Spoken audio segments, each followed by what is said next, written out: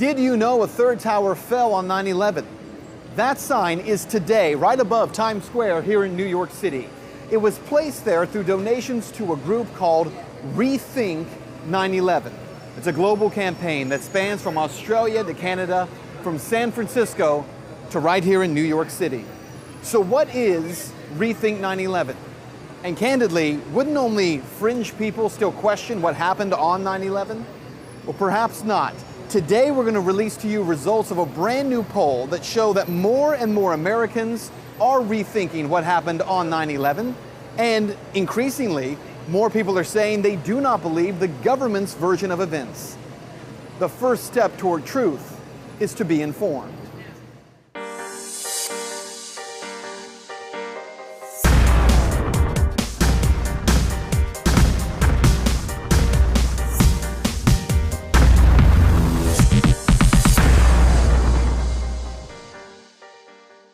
Today here at Ground Zero in New York City, there stands a new North Tower, sometimes called the Freedom Tower, and a new Building 7, sitting approximately where the old Building 7 once stood. Americans have also promised to never forget what happened September 11th, 2001, along with the rest of the world. But to not forget does not mean that we do not rethink what we've been told. Rethink 9/11 is the first ever global 9/11 anniversary campaign, sponsored by a coalition of more than 40 organizations. Rethink 9/11 is placing ads in 11 major cities around the world this September 2013. According to architects and engineers for 9/11 Truth, there is much to rethink when it comes to that rectangular building right there. That is the new Building 7. It stands a little bit smaller, but relatively where World Trade Center 7 once stood. That third building, the third to come down on September 11th, yet most people don't remember it. Now, to be clear, controversies about Building 7 have long been the source of fodder, if you will, for so-called conspiracy theorists. In 2008, the National Institute of Standards and Technology, or NIST, released its long-awaited report on the collapse of World Trade Center 7. The lead investigator, Shyam Sunder, told journalists, World Trade Center 7 collapsed because of fires fueled by office furnishings. It did not collapse from explosives or from fuel oil fires. We really have a new kind of progressive collapse that we have discovered here, which is a fire-induced progressive collapse. As of today, 2,000 professional architects and engineers from around the world have come out to say that the NIST claim that Building 7 came down as a result of simple office fires is not only untrue, it's not possible. What's more, that no skyscraper in history has ever come down that way. Take a look. The way Building 7 fell was without the building tipping or rocking, and that in order to fall like this, a building could only come down if all the internal columns supporting that building were to give way at the same time. Engineering is a technical field, but most of us would know this as a controlled demolition. To better understand the claims of architects and engineers for 9/11 Truth, I talked with Tony Zambati, a mechanical design engineer with 27 years of experience in the aerospace and communications industries, and one of those 2,000 engineers calling for a new independent investigation into the collapse of Building 7 and the World Trade Center towers. What a legitimate investigation would have done would have been to interrogate anybody who had access to those interiors. I'm not talking about office people, I'm talking about maintenance, contractors, security people, contractors, those type of people. That's never been done. That has never been done. And I was going to ask you that too. Is that ultimately the goal here, is to get, I've heard, to get an independent investigation? Yeah, well, I think our government is responsible to do that, although we would want it to be on board. And I don't believe the investigations done so far have been on board. The claim from NIST, the final report that they released in 2008, I believe it was, right, says that that building collapsed as a result of office fires. Right. And you all say that's not only not true, it's not possible. Why is that? It is not possible. The initial walk off of the girder is impossible, and I've done a finite element analysis of that, and I can show you in detail that it's impossible. The column buckling, column 79, that buckling is impossible, and the complete free fall is impossible in a natural collapse. And there is another issue of how NIST says Building 7 came down. They say it was normal office fires, but the technical explanation for that floor beams expanded because of heat and ultimately pushed a single column, column 79, off its seating. NIST says that caused the entire collapse of the building. What NIST went on to say in that report in 2008 was that the reason that column was able to be pushed off of its seating was because they said the column was unrestrained. And yet it was discovered last year in 2012, after a Freedom of Information Act request was granted, that that NIST claim was not true. The columns were restrained. In fact, there were 3,896 shear studs holding those columns in place. So this has never happened. This would be the first time this has ever happened. They say it's the first one that's ever happened yet. It's ever happened. They say thermal expansion caused it. When I say caused it, is they took out the complete core for 8 full stories. And that pulled in the exterior, and in a controlled demolition, when you have a core and an exterior, and you take the core out, it pulls in the exterior and it comes down. What happens if you leave half of them? So if it's not a controlled demolition, if you just have a failure of half the columns, you'd have a partial collapse. Now, something else Tony's very passionate about is something called deceleration, and this goes back to the collapse of the World Trade Center North Tower.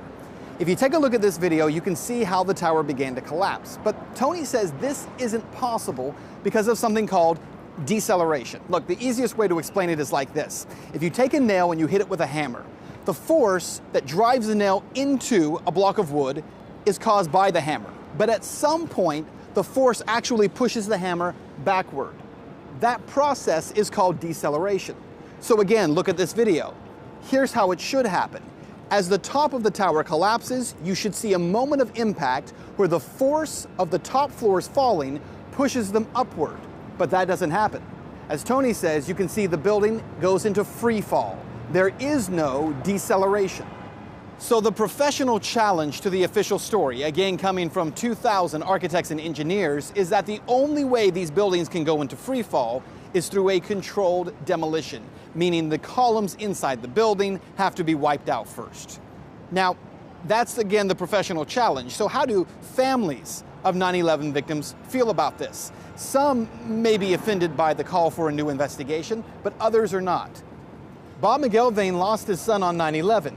First of all, Bob, thank you for sitting down with us. Tell us about your son. You said he worked for Merrill Lynch, and he went into work that morning, September 11th. Bobby had just started Merrill Lynch.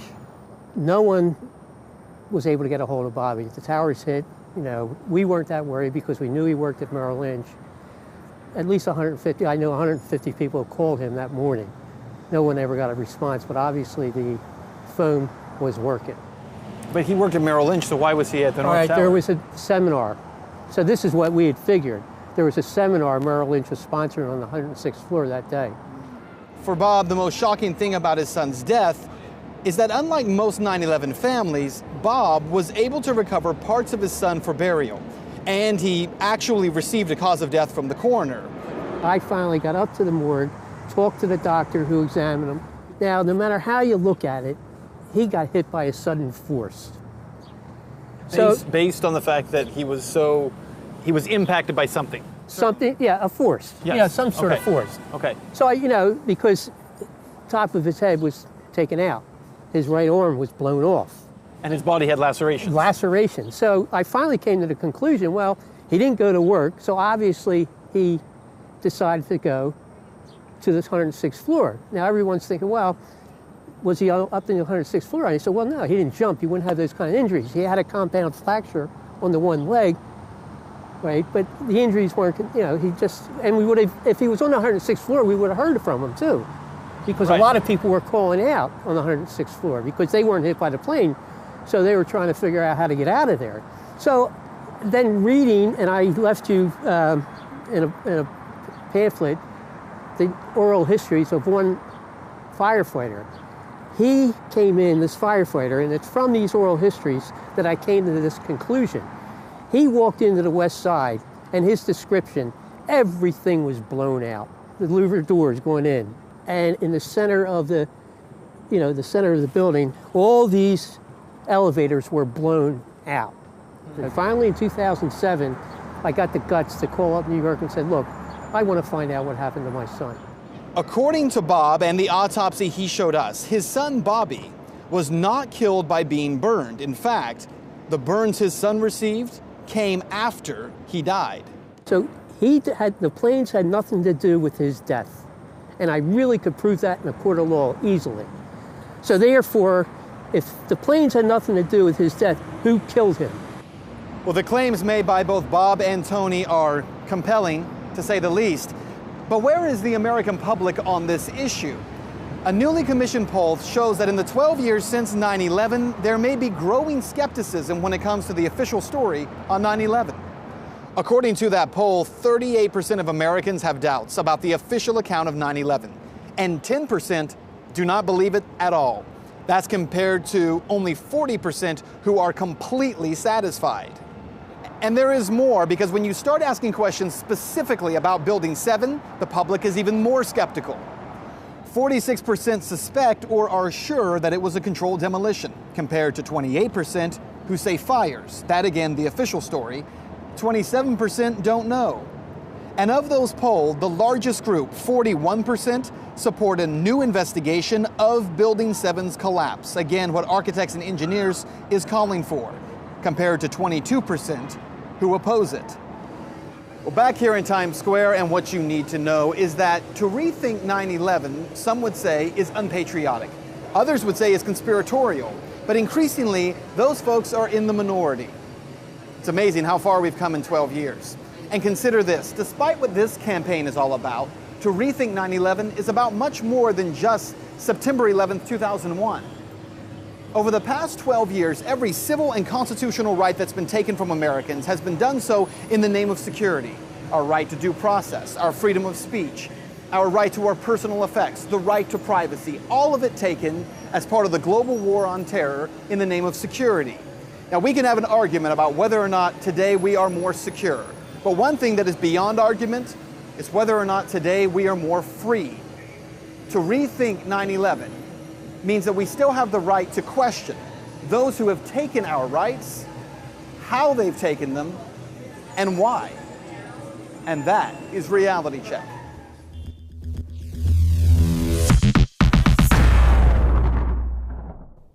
Well, now that you've been informed, it's time to get engaged. Go right now to benswann.com. There you're going to find this story where you can view it again, as well as the text of the story and the sources that we have used.